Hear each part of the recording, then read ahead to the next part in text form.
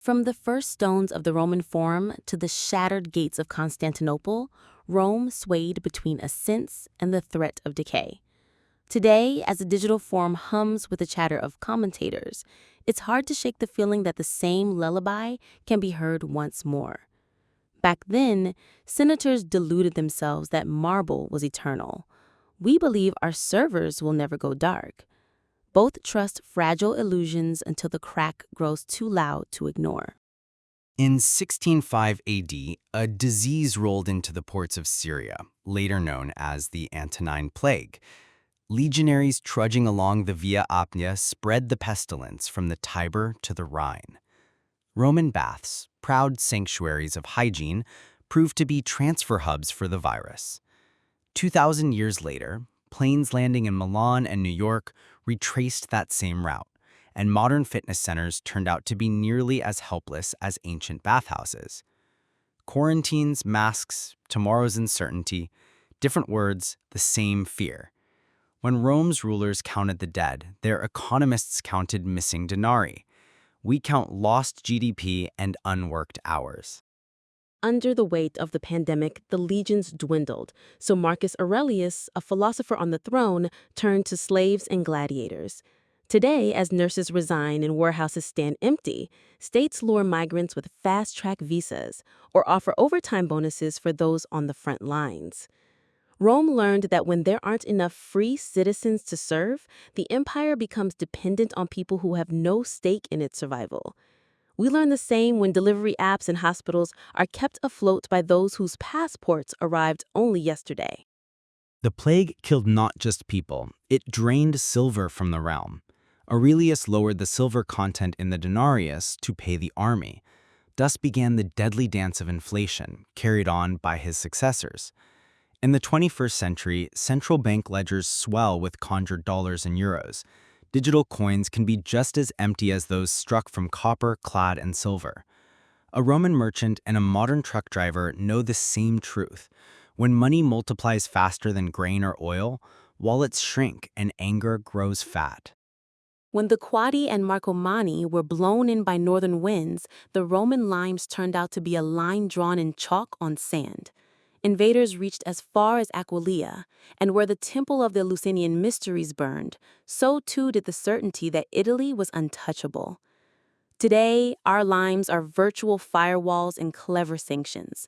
Yet, a handful of lines of code written in a basement can bypass a cyberwall just as easily as a Germanic axe could splinter a Roman gate. Infrastructure, whether built of brick or silicone, crumbles when defenders are wary and magistrates stare at approval ratings.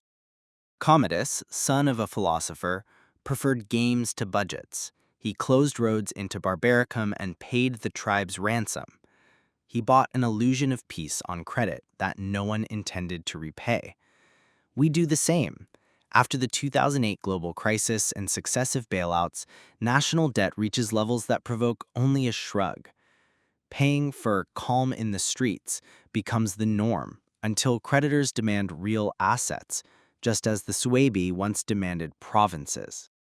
After Commodus's death, generals clad in the furs of northern wars tried to rule by the sword. The Roman Senate, like today's parliaments in an era of permanent campaigns, watched a cabaret of lives cut short by intrigue and plot.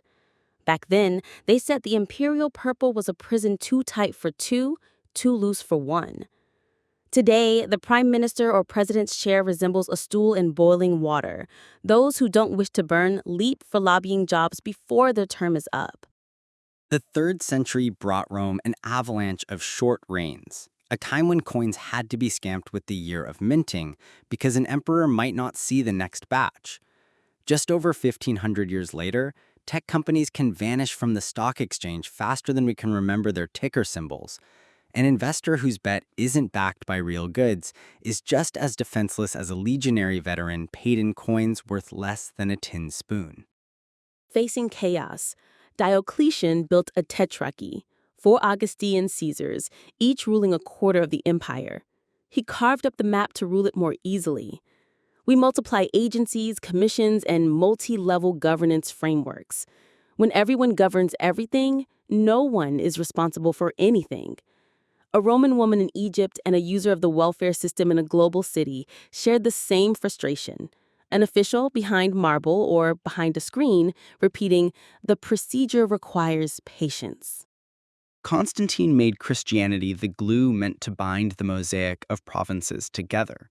The religion prevailed, but unity? Not necessarily. In the 21st century, our faith is technology.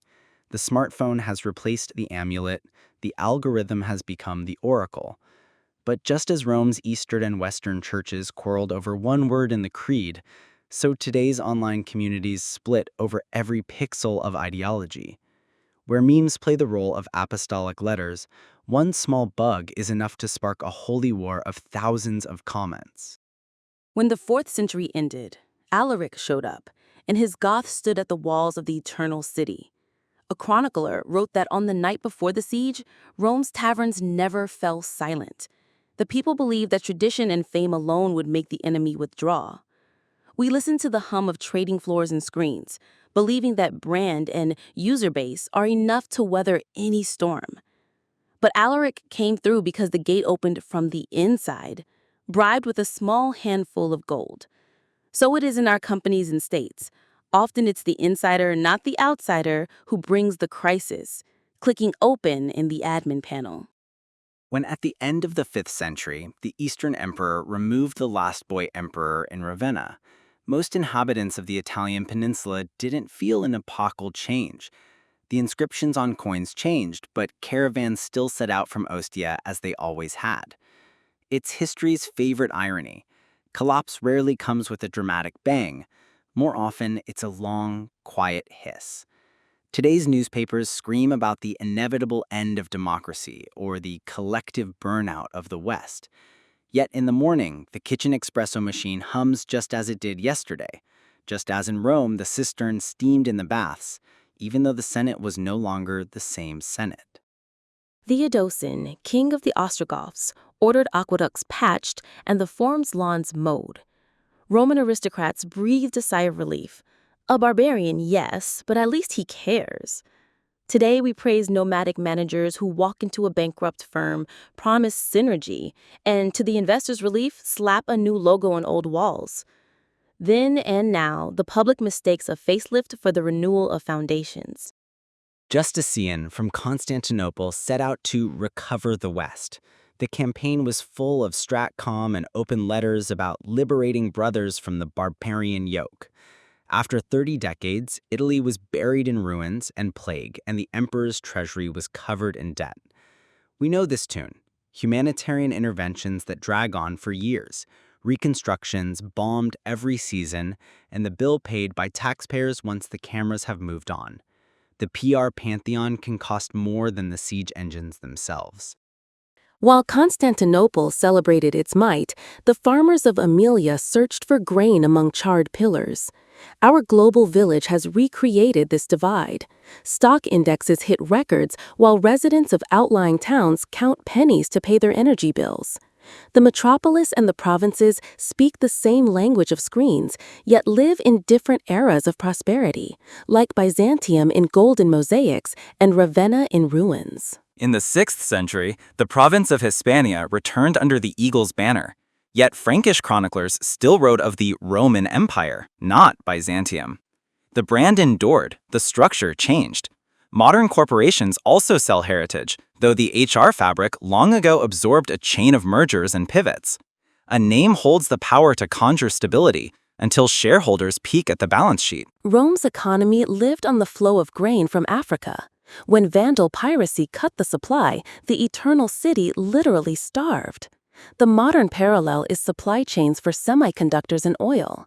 A single blockage in the Suez Canal was enough to slow Europe's factories. An empire built on transport always holds one key, and there is always someone who will try to break it. After recovering Africa, Justinian sent officials to Carthage who loved law more than crops. The law demanded immediate repayment of back taxes, though the fields needed 3 years to recover. Today's ESG or IFRS rules can be just as ruthless, instantly adding the cost of change to industries still reeling from lockdown. Law without a sense of context can suffocate its own beneficiary, Hello, Prefect Yanush. Meet the financial commissioner. The mid-7th century brought war with Persia and another great plague. Heraclius won the battles, but the exhausted empire lost Syria and Egypt almost without a fight when the Arabs entered the stage. This echoes our asymmetric conflicts. A superpower celebrates battlefield victories yet loses a region because too few people believe in another reconstruction. A tank and a corvette can win on the map, but the hearts of weary citizens lose the referendum. In the 8th and 9th centuries, iconoclasts clashed with defenders of holy images. When a shared dogma disappears, even a painting in a temple becomes a political statement. We tear down statues and edit the canon of films. By removing a saint or hero's figure, we cut the thread to the past, sometimes rightly, sometimes rashly. When the thread is too short, the web of identity tears like an old toga. Charlemagne accepted the imperial crown because Rome could no longer grant it. The game for titles continues.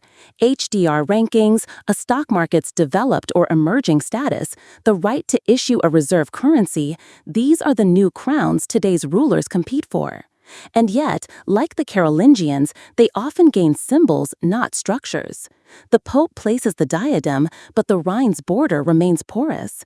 A rating agency grants AAA, while the energy grid creaks before winter. For the next centuries, Rome, now papal, sold indulgences to fund palaces and crusades. Spiritual debasement preceded the financial kind, until Luther knocked on the door. In today's era of subscriptions and micropayments, we pay for features that used to be standard. Someone might say we sell indulgences from video ads, shrinking reach, the fear of being forgotten. Indeed, the analogies pile up because human psychology doesn't change as quickly as technology does. Ancient Rome, from pandemics to inflation, from migratory pressure to the authoritarian reflex of power, is a mirror polished over 2 millennia. When we look into it, we don't see marble statues, but our own eyes peering uncertainly into the future. So one may ask, does today's world stand on the same precipice? The answer is born in the silence between the headline and the city's daily hum. In Rome, in the 100th year of its collapse, coins still clanked, though they rang ever more hollow. We, perhaps, already live in the early days of a certain post-West, yet the screen tiles still shine and couriers still deliver coffee. The sound of civilization is like the orchestra's tune on a ship that does not yet feel its list. But let's not forget the most important lesson. The Roman Empire didn't fall in a single moment and didn't disappear entirely. It broke apart into a web of kingdoms, languages, and laws that still carried Latin blood in their veins. Likewise, our world, even after the storm, will not wake in a void, but rather in a mosaic of new arrangements.